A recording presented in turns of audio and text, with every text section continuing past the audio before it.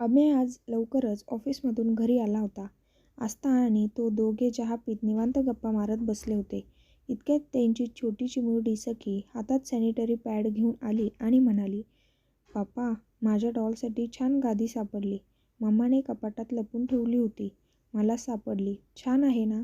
अमेय आणि आस्था दोघे एकमेकांकडे आश्चर्याने पाहू लागले.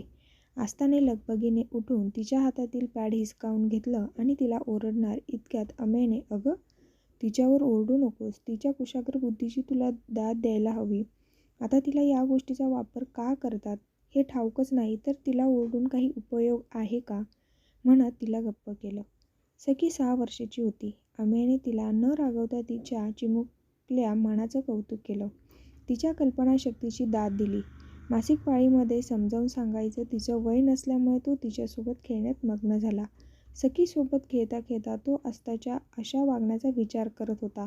आस्था चांगली उच्च शिक्षित, नोकरी करणारी, पण तिनेही या गोष्टीवर अशी प्रतिक्रिया द्यावी हे काही त्याच्या मनाला पटत नव्हतं.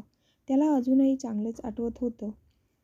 कधी दिवसा, कधी रात्री, तर कधी बेरात्री कावळा शिवला आहे असं सांगून आई वेगळं अंथरूण करायची. कावळा कधी येतो, कुठून आणि शिवून कसा जातो आणि तो कुणाला दिसत का नाही हे काही केल्या त्याला कळायचं नाही. पण ते 4-5 दिवस आईचं जेवण, ताट, कपडे सगळं वेगळं ठेवलं जायचं. तिच्याजवळ जायचं नाही आणि तिला शिवायचं नाही अशी सक्त ताकीद त्याला आणि त्याच्या भावंडांना असायची. लहान असताना टीव्हीवर सॅनिटरी पॅडची जाहिरात झळकायची. जाहिरातीत पॅडवर निळं पाणी किंवा शाई ओतलेली असायची. तेव्हा त्याचा अर्थ काहीच कळत नव्हता. एकदा तर बाबांना तो म्हणाला देखील होता की, "बाबा, हे शाई वगैरे सांडलं तर पुसायला छान आहे. बघा सगळी शाई कशी आत शोषली जाते. किती छान ना? मला आणून द्याल का?" तेव्हा बाबांच्या हातचा एक फटका पाठीत पडला होता.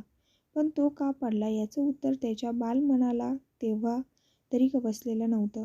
अमेयला आठवले, एकदा त्याची आई खूप आजारी पडली होती. आठवड्याभरासाठी हॉस्पिटलमध्ये ॲडमिट होती. तेव्हा तिला पहिल्यांदा त्याने पॅड आणून दिले होते. पॅड कसे असतात याची उत्सुकता होतीच मनात, म्हणून उत्सुकतेपोटी ते पाकीट फोडून पाहिल्यावर पहिल्यांदा सॅनिटरी पॅड कसे असतात ते त्याला कळालं होतं. जसा तो मोठा होऊ लागला आणि सायन्स शाखेचा विद्यार्थी असल्यामुळे ह्या सगळ्या गोष्टीचा उलगडा त्याला होऊ लागला, तसा तो या गोष्टीच्या अगदी खोलात जाऊन विचार करू लागला. मग त्याचे मासिक पाळीत बाजूला बसवण्यावरून आईसोबत खूप खटके उडायचे. आई त्याला समजवायची, "अरे, तुला काय करायचं ह्या साऱ्या गोष्टींनी? ह्या बायकांच्या संबंधित गोष्टी आहे. या विषयावर बायकासुद्धा मनमोकळेपणाने बोलत नाही आणि तुझं काय चालू आहे? निर्लज्जपणे कोणत्याही विषयावर बोलत असतोस." "अगं, निर्लज्जपणे काय म्हणतेस आई? या विषयावर चर्चा व्हायला हव्यात. हा तुमच्या शरीरश्वासाशी निगडीत विषय आहे. झाकून लपवून ठेवण्याचा विषय नाही." तो आईला समजवायचा. पण घरातील इतर वडीलधाऱ्यांची कर्मकांड चालूच असायची. स्वतःच्या सोयीनुसार प्रत्येक गोष्टीचे अर्थ लावले जायचे, नियम बनवले जायचे आणि हवे तेव्हा त्यांच्या बदलही केले जायचे. हे त्याला कधीच पटत नव्हतं. त्याच्या लग्नानंतर आस्थालाही पाळीदरम्यान बाजूला बसण्यावरून पुन्हा खूप वादविवाद झाले. "अरे, हे पूर्वजांनी घालून दिलेले नियम आहेत. आम्ही सगळे बसत नव्हतो का बाहेर? मग तुम्हाला काय होतं? ही आजची पिढी म्हणजे निव्वळ वाया गेलेली, काही सोवळ ओळख पाळायला नको."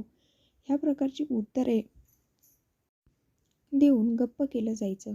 आई आणि बायकोमध्ये सँडविच होऊन जायचं त्याचं.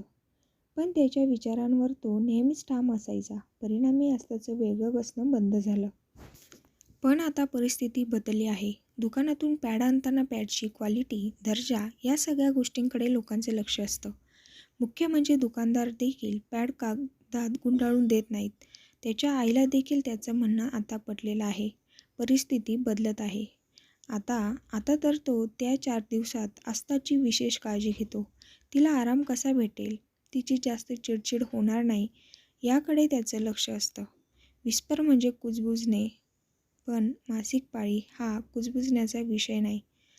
हा खुलेपणाने बोलण्याचा, चर्चा करण्याचा, विचारांमध्ये बदल घडवण्याचा विषय आहे. अमेय, "अरे सॉरी, मगाशी माझं चुकलंच जरा. मला असं रिॲक्ट व्हायला नको होतं." आस्था सखी आणि अमेयसोबत खेळात भाग घेत बोलली. आणि अमेय तिच्याकडे पाहून गोड हसला.